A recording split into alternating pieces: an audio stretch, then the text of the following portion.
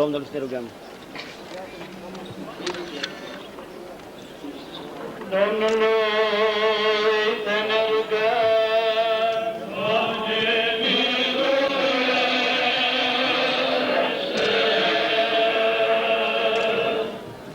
Doamne, atunci, Sfântul Dumnezeu, părinților noștri, cela ce ai voit prin norodul Tău pe Israel cel ales, printr-o înșelăciune și slujire idolească din păvii și într-o cunoștință, slujire și unui adevărat Dumnezeu, pururea nerepătată la viață.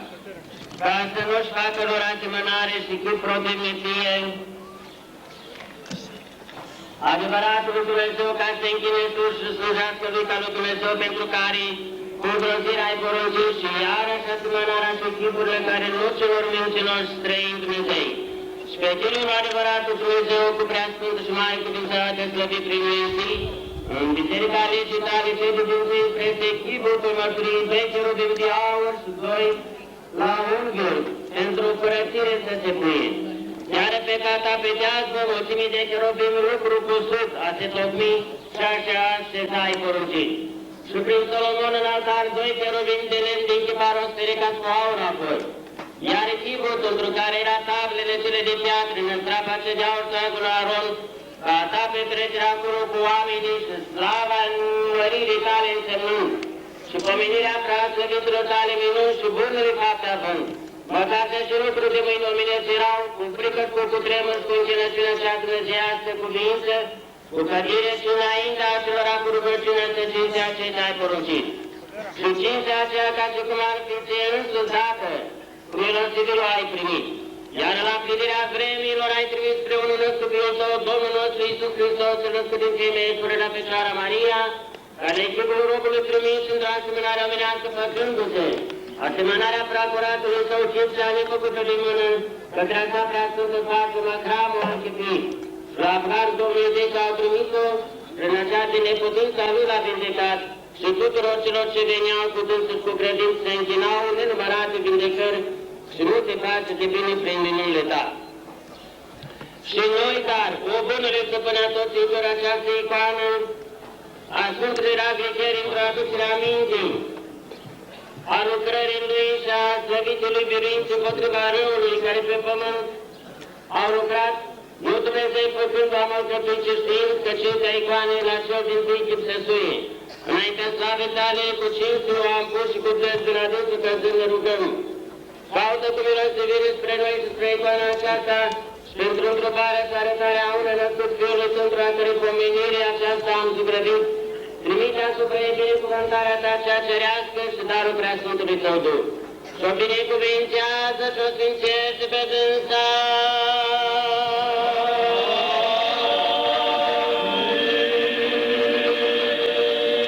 Și dă-i putere tămătuitoare și de toate meseșucurile de avoruri zonitoare, umple pe dânsa de binecuvântare de tăria Sfântului cele nefăcut de mânăchit, care dintr-o atingerea prea sfântă și prea curată fețe ale Fiului Tău, Fiul din destul au câștigat, ca prin drânsa puterile și minunii care întărirea drept măritoare credinței, mântuirea credinciosului doloros să se lucreze.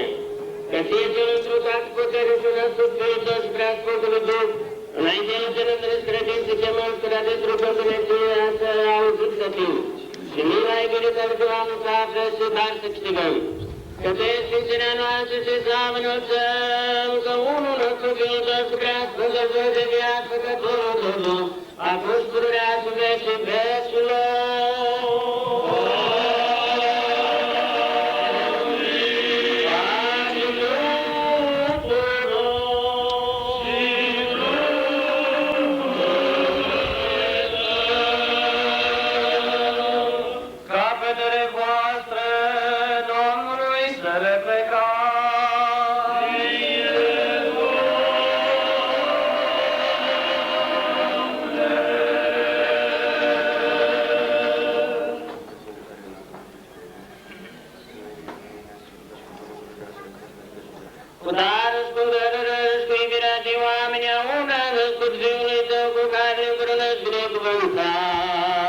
Cu preasfântă Sfântul de viață, Făcătorul Tău Duh, ca cu spururea și în vecii vecilor.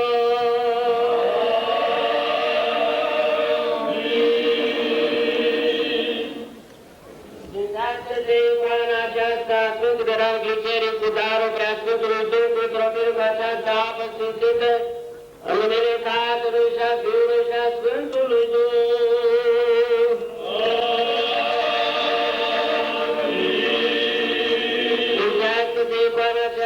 Sfântului Raghicheri, mărturisitorul cu darul preasfântului Duh.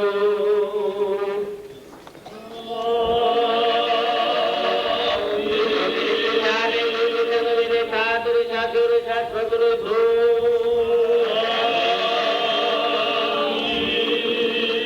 Sfințească-te icoana aceasta, Sfântului Raghicheri, cu darul preasfântului Duh, pentru ofirea cu această apă sfințită, în numele Tatălui și a Fiului și a Sfântului Duh.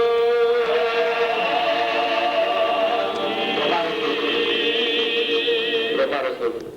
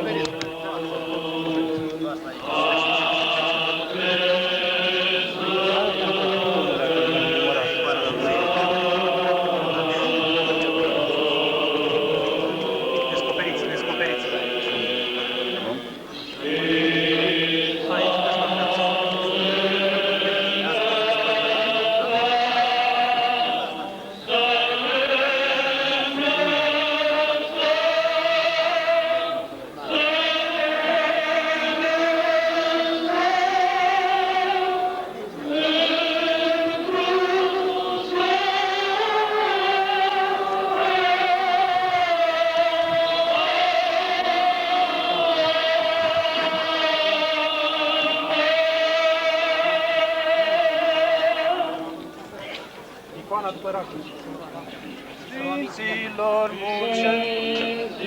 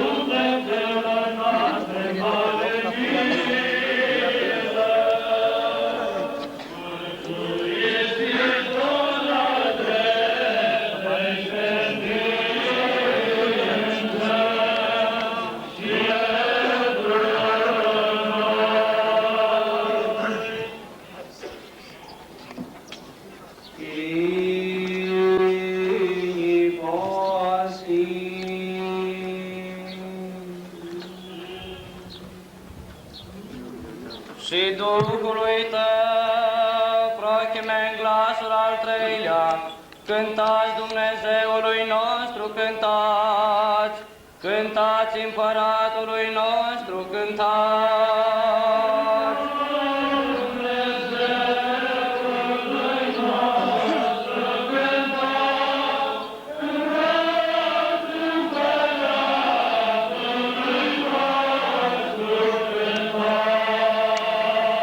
Toate neamurile presniți cu mâinile, strigați lui Dumnezeu cu glas de bucurie.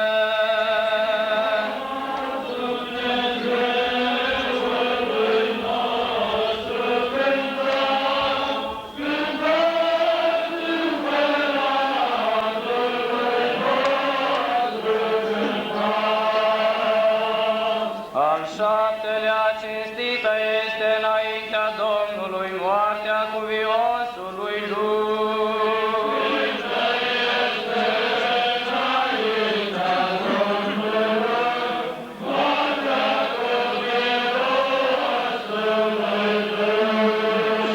Ce vom răsplăti Domnului pentru toate cele ce ne-a dat nouă.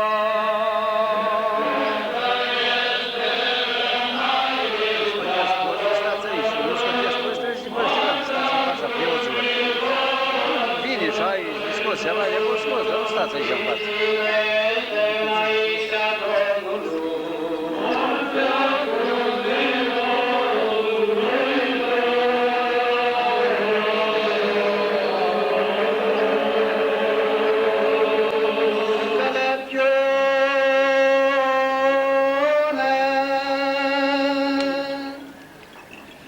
Din cartea cea către Romani a Sfântului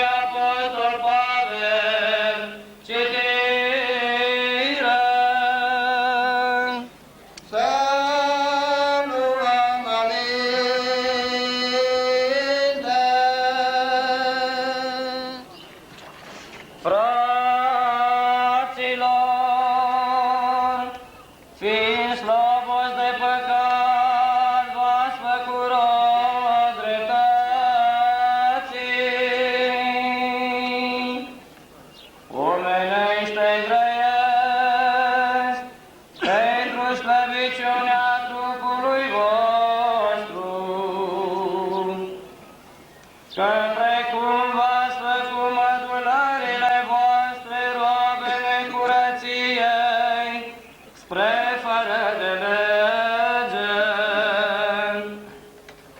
așa cum să vă faceți mădulările voastre, roabe dreptății spre mizerie.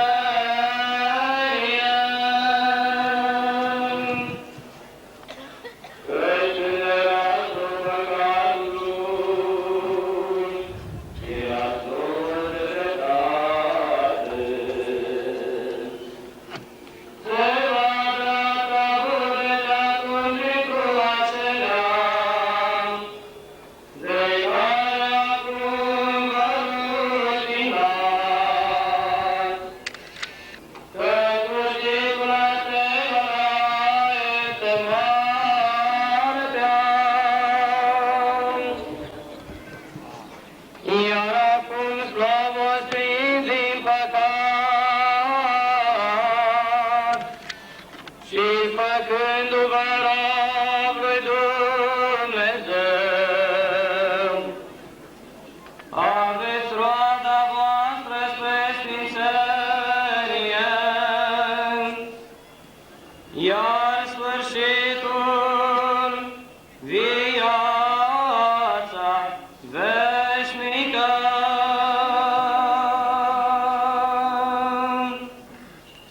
Pentru că plata păcatului este moartea, iar darul lui Dumnezeu viața veșnică. Într-o Hristos Iisus, Domnul nostru.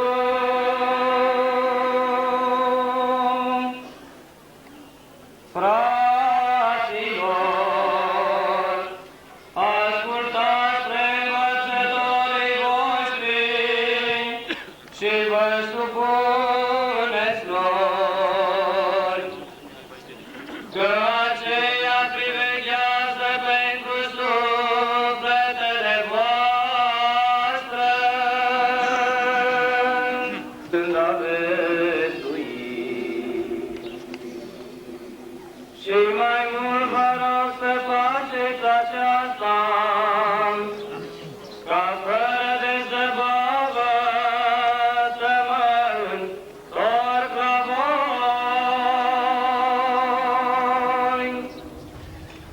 Iar Dumnezeul păcii, care a scos din mor pe păstorul oilor cel mare,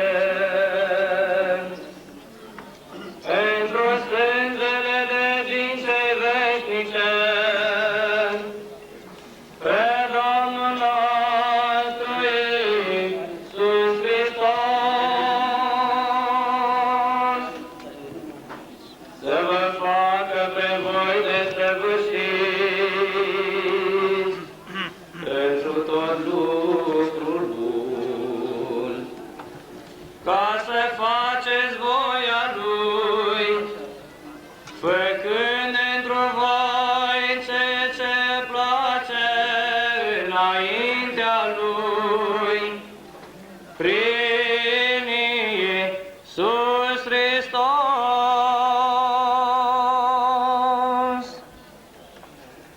căruia este slava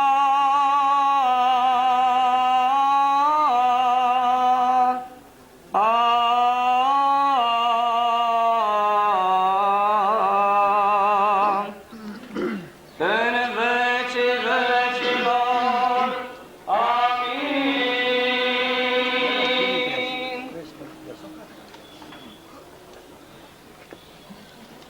Așteaptă cuvântul și Duhului Tău într-o tine, Doamne, nădejde să mă rușinezi. Acolo, nu poți scoți pe acolo, ca să vezi că le-ai la el.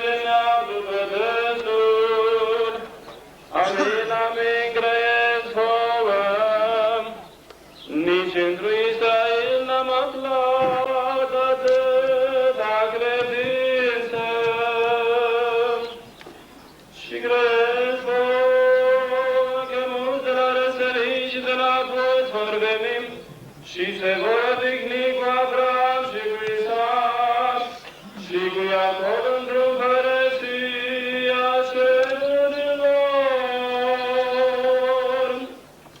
Iar fiii părăsii vor fi goniți într-un tunelicul cel mai din afară. Acolo va fi plângerea și scrâșnirea dinților și a zilului. Merge mai crezut fie ție și să rămâiți râga lui ceasul acela.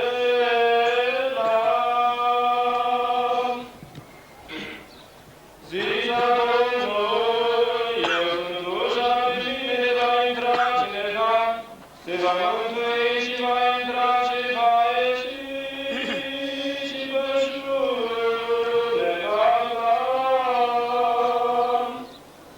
Unul vine de pe numai să zbure, să șurmiți, să beadă.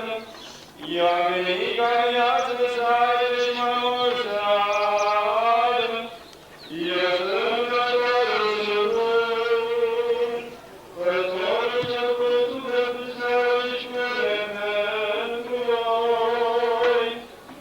Iar venitul și care nu este păstor, care nu sunt oile ale lui, pentru lucrul venit și asului și bune, și lucrurile veșne vreme și veșne oile.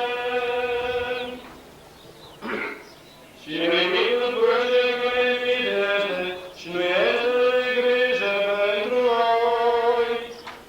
Eu sunt păstorul cel bun și cunosc de ale mele și mă cunosc de ale mele.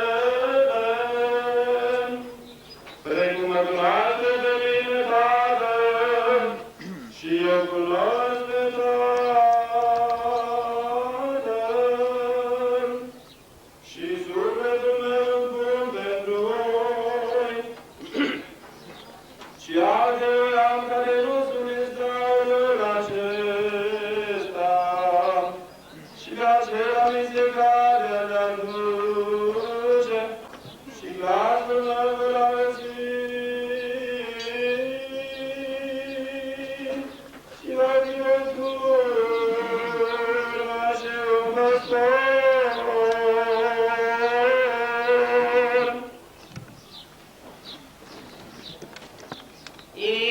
Inițită Evanghelii sobre noi.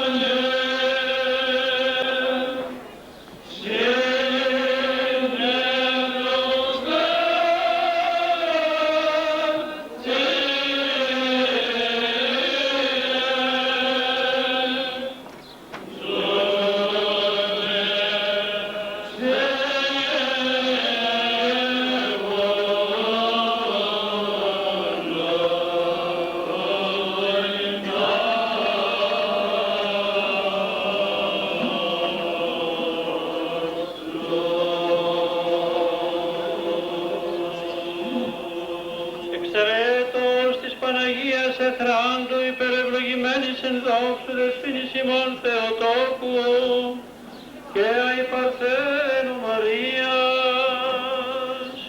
Ούκουρετε και αφήνετε τάν, Μαρία δόξωρες εκκλησίνε. Ουρβέτε,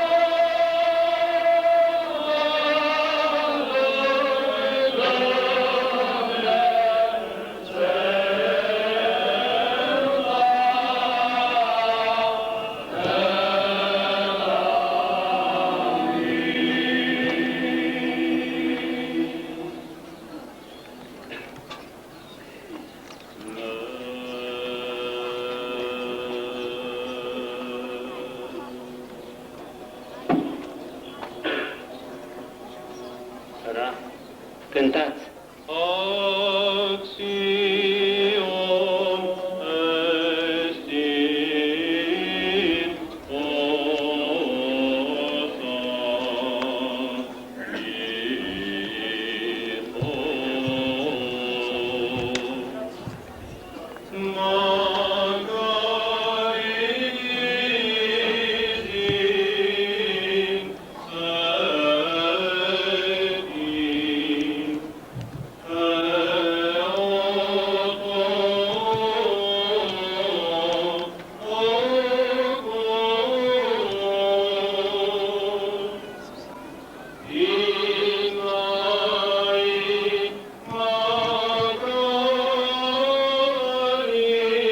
estin osa Hai să vă filmezi de aici. Asta e poziția.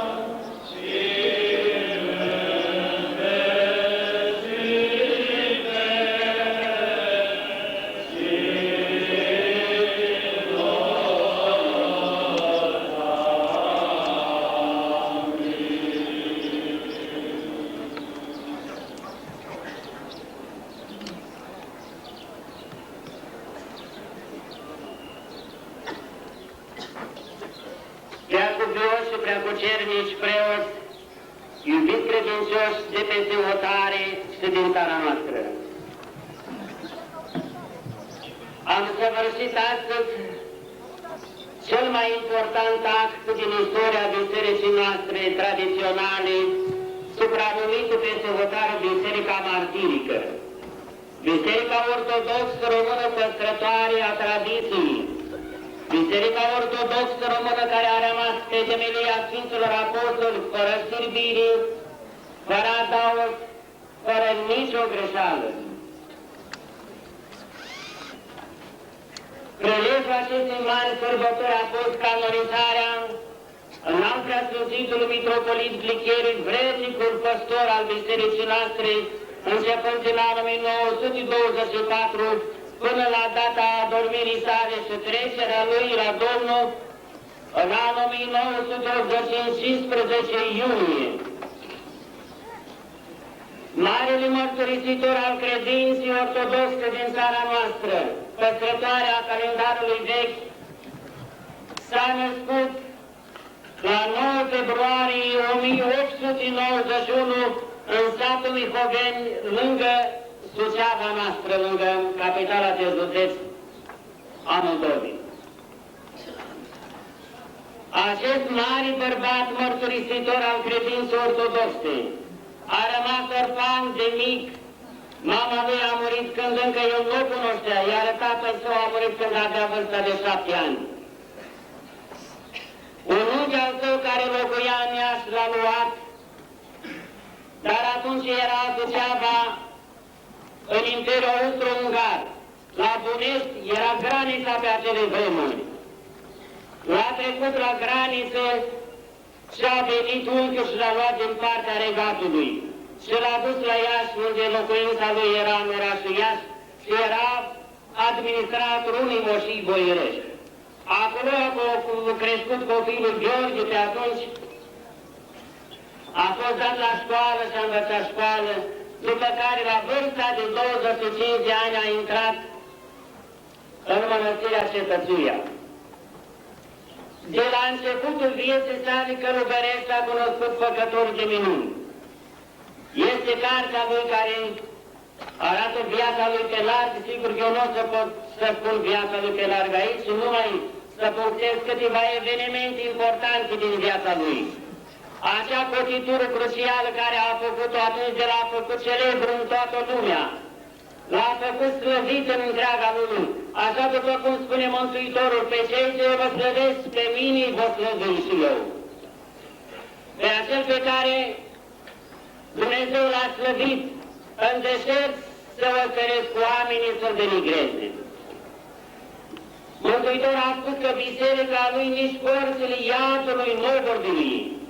Porțile iadului fiind păcătoșii, acei care prin viața lor deschid calea spre pierzarea altor fraților, altor oameni. Porțile iadului sunt ereticii care s-au îndepărtat de la adevărata dogma credinței drepte mântuitoare, au credinței ortodoxe. Porțile iadului sunt acei care înșală oamenii, prin cuvinte bune, cum spune Sfântul Apostol Pavel, și prin cuvinte de bine înșală inimile celor nevinovați. Pentru aceasta el a fost, așa după cum Mântuitor a spus, voi sunteți lumina lumii. La timpul cuvenit l-a ridicat Dumnezeu pe dânsul și l-a pus bărbat viteaz în biserica lui.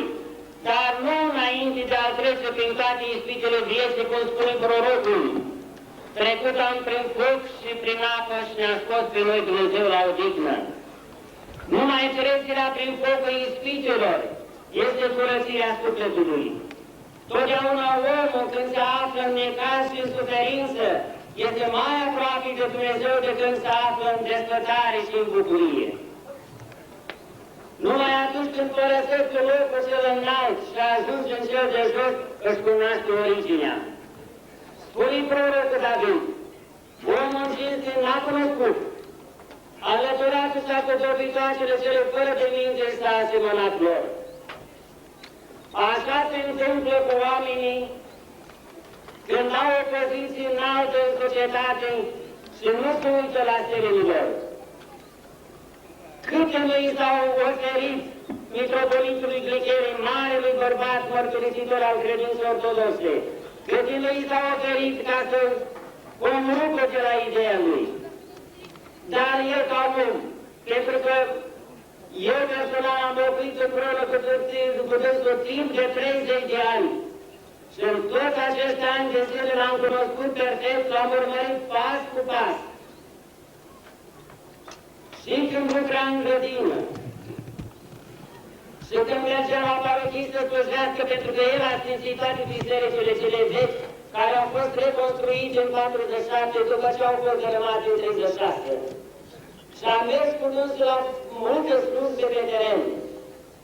Un om desăvârșit și în viață, și în cuvânt, și în slujbă. Un om atent cu lucrarea vieții lui. Și a înțeles menirea lui. Dar ca cel care a stat în munți, în câmpul stietăți, s-a recules timp de ani de zile ca să fie și să se poată pregăti pentru marea pregoană care urma să fie a Bisericii Ortodoxe. De mirare este iubit credincios. Pentru el care a fost călugăr atât și preot, atât în mănăstirea Cetățuia înainte de schimbare, Hierotonul Climen Georgescu în 1920, a fost ierotonisit diacon în 1918, după asta preot și duhovnicul a fost făcut de episcopul Antim al Romanului, pe care și l-are în pomenii care a murit înainte de schimbare. De ce oare trebuia el ca preot prețuitor în mănăstirea Namțului și stare străstit după oprov numit de Mitropolia Moldovei și de stare mănăstirii Neamțului, să poată sau să sufere atât de a suferit? Mulți se întreabă dintre dumneavoastră, unii singuri care sunt în necunoștință de cauză, pentru ce slătioara asta, pe noi știți cum ne porecesc că suntem stiliști, l-au ridicat pe Glichere la rang de sfânt. Asta nu este o ridicare din partea oamenilor. Asta este o mărturie a credincioșilor, așa după cum ne învață Sfinții Părinți. Totdeauna rămâne în popor după un mare om o legendă. Rămâne cu chip de legendă. El a fost numit sfânt și în viață, cu atât mai mult după trecerea lui în această viață. Pentru ce credincioșii l-au avut la Evlavii și l-au avut ca pe un sfânt? Pentru că a pătimit numai pentru păstrarea dreptei credinței. N-a urmărit nimic pământesc. Cei care îl doresc să vadă chiria lui, sigur că astăzi nu o să poată să vadă. Dacă vor dori vreodată să vină să vadă chiria lui, să vină să-i vadă chiria lui a unui călugăr simplu, nu s-a făcut palate pământești, nu s-a făcut alte averi. După cum știți că Mănăstirea Sfătoara n-are nicio stăreție, asta după cum au toate mănăstirile. Pentru că era în imposibilitatea financiară în 47 când a făcut mănăstirea, când a fost piatra de temelie a Mănăstirii Sfătoara, să poată să aibă puterea economică, să facă și stăreția, așa după cum era de obicei și după cum era și strict necesar. Și a făcut o simplă chirie ca unui simplu călugăr. A viețuit în mănăstirile cele vechi ale țării noastre, ale domnitorilor români. După ce mănăstirile cu oamenii care au fost numiți, pentru că totdeauna se găsesc oameni care doresc funcții, acei care n-au vrut să primească schimbarea calendarului în 24, au fost înlocuiți din funcție și scoși și înlocuiți cu alții care de-abia așteptau postul și locul, care credeau că li se cuvine. Pentru asta și mitropolitul Glichere a fost nevoit să părăsească locul de stăreții din Sfântul Pocrov și să se refugiez în munții Neamțului și mai precis la râba Lucuroi, unde au slujnicit și alți cuvioși împreună cu dânsul. Sfântul Părintele Pavlu, care a fost ucis la mănăstirea Ierzelu, care a fost transformat din mănăstire în temniță de călugări, care este vis-a-vis în munți, de băile Călimănești în Oltenia. Acolo am stat 3 ani de zile în temniță, după ce a venit de acolo acest mare bărbat, a plecat în Sfântul Munții, din Sfântul Munte a plecat la Ierusalim. Așa după cum spun Sfinții Părinți, s-a ispitit prin toate ca să poată să facă față acelei mari misiuni pe care o încredințase Dumnezeu. Pentru asta, iubiții mei, răbdarea lui a fost ca una din Sfinții din vechime. Pentru rezistența care au opus-o, împotrivindu-se noilor înnoiri care s-au adus bisericii ortodoxe în țara noastră, care n-a fost în conformitate cu toate bisericii ortodoxe din lume. Mintea cei care spun că s-a făcut sinod pan-ortodox,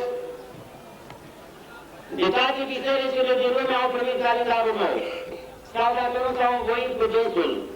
Este o minciună creată și este o problemă politică. Totdeauna, pe lângă biserică, forța politică a fost de motori care au învins, fiind în vârful bisericii oameni compromiși. Dar iată că acest mare bărbat care a fost mărturisitorul mitropolitului Ghicherii nu s-a lăsat nici înfricoșat din înfricoșările dușmanilor, nici de diavolul, nici de oamenii bisericii care au căutat să reușească sau să-i distragă atenția de la calea cea adevărată a străvoșilor noștri. Iubiții mei, nici noi, nici el, că noi am fost, suntem ucenicii lui. N-am făcut altceva decât să păstrăm credința ortodoxă a străbunilor noștri. Nici o greșeală nu există în biserica noastră, după cum suntem acuzați de unii pe nedrept. Dar pentru că știu calea și adevărul, pentru că știu că mint și înșală oamenii, pentru asta și n-aș vrea să vă spun. Dar pentru că am primit de la un băiat de la televiziune un pliant emis acum chiar de Sfântienie la Sfântul Ioan la Suceava.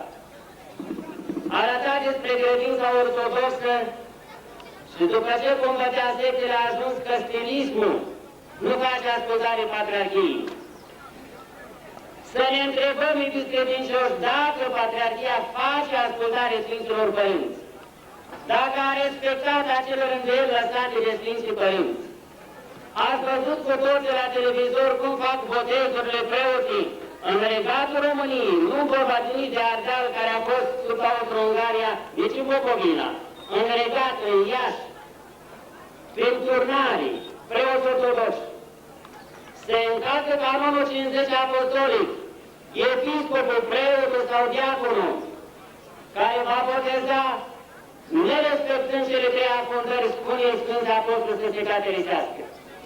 Este o revistă din 87 editată de Patriarhia din București, sub preafericitul Teofist, Patriarhul României, care pune întrebarea: pentru ce motiv se poate caterisi un preot? Unul din articolele pentru care se poate caterisi preotul este botezul făcut fără cele 3 afundări. Deci, iată, este emisă de Patriarhia din București, și izbăvită de Patriarhul Teofist. Pentru ce acei preoți botează în văzul lumii la televizor prin turnarii, nerespectând canonul apostolic, caricată cam sub căderea și sub anatima caterisirii, sub această legătură a caterisirii. Pentru aceasta, mitropolitul Ghicherii n-a vrut să se supună la acestor înnoiri, acestui modernism în biserică. Și pentru ce acești oameni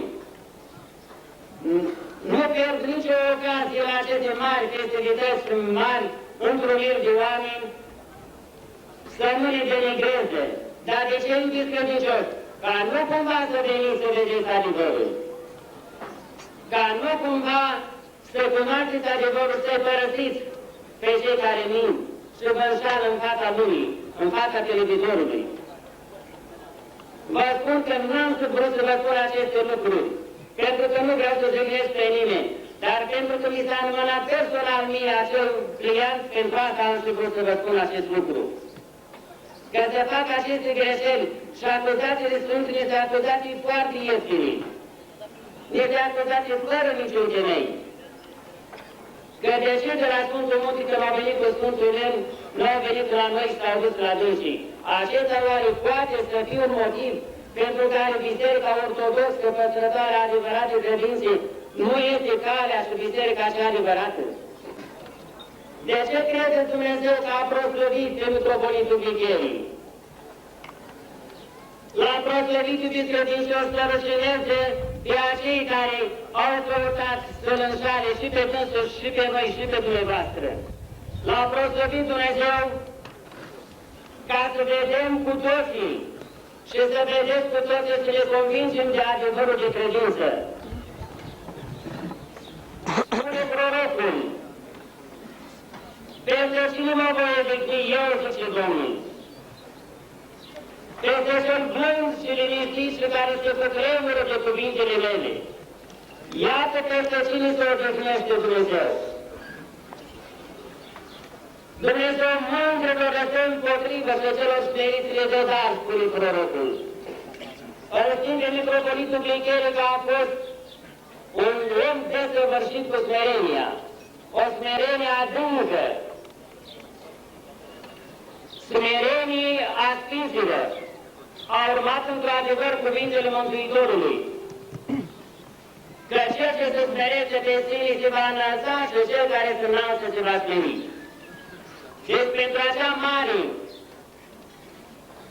lucrare care s-a făcut, iubiți credincioși, a canonizării de astăzi, este lucrarea recunoașterii în mod oficial a calităților lui de mare bărbat al Bisericii, din mare mărturisitor al credinței ortodoxe și nu numai al credinței ortodoxe din țara noastră, pentru că Sfinții sunt universali, au apărat credința ortodoxă în general, nu din țara noastră numai. Și pentru asta și Dumnezeu proslăvește din când în când pe acest bărbat care s-au dedicat cu totul, cu trup și suflet, numai pentru credință și pentru apărarea valorilor ortodoxe. Pentru asta și noi, iubiți credincioși, trebuie să fim atenți și trebuie să fiți atenți. Însă, dar, Biserica este nou critică pe sectanți și pe eretici. Atâta timp cât se adună împreună cu dânsii, nu are rost de critice. De ce lansează de piață cărți contra lor? Atâta timp cât se adună așa după cum știți și fac slujbe împreună și vor să facă unitate în diversitate. Pentru ce aceste lucruri? Mântuitorul spune că nu tot cine va zice mi-i Doamne, Doamne, va intra într-o împărăția cerurilor, ci acela care va face voia Părintelui meu care este în ceruri. Și acela care va păzi poruncile mele, va prânzi cu mine la masa mea într-o împărăția mea. Dar se vor duce la Mântuitorul unii și vor zice, Doamne, au care n-am spus greași în numele Tău, n-am făcut minuni în numele Tău. Amin, zic vouă, spune Domnul, nu vă cunosc pe voi. Deci, iată, iubiți credincioși, Dumnezeu nu are nevoie de vorbe, are nevoie de fapte. Marele mărturisitor, Mitropolitul Ghicherii, n-a vorbit cu cuvântul numai, a vorbit întâi cu fapta și după asta cu cuvântul. Și iată că drept mărturie că Dumnezeu l-a binecuvântat și l-a iubit. Ne-a obligat prin noi, prin semne, prin vederi, prin descoperiri, să-L scoatem din mormânt, să-L ridicăm pe dreapta unde merită și să dăm cinstea cuvenită ca unui mare mărturisitor al credinței străbune.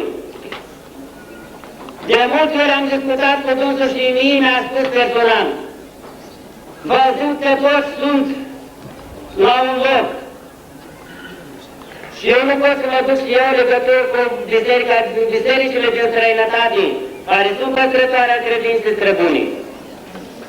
Mă gândeam, nu cumva să greșesc eu înaintea lui Dumnezeu, dacă nu mă supun și nu fac ascultare așa după cum spun ei. Și de multe ori m-am rugat pe Dumnezeu pentru acest lucru și mi-a descoperit Dumnezeu tainele Lui. Dar nu numai el personal, că omul se poate să înșale. A avut descoperiri și a avut posibilitatea în timp să ia legătură cu Patriarhia Ierusalim și când a ajuns la Patriarh,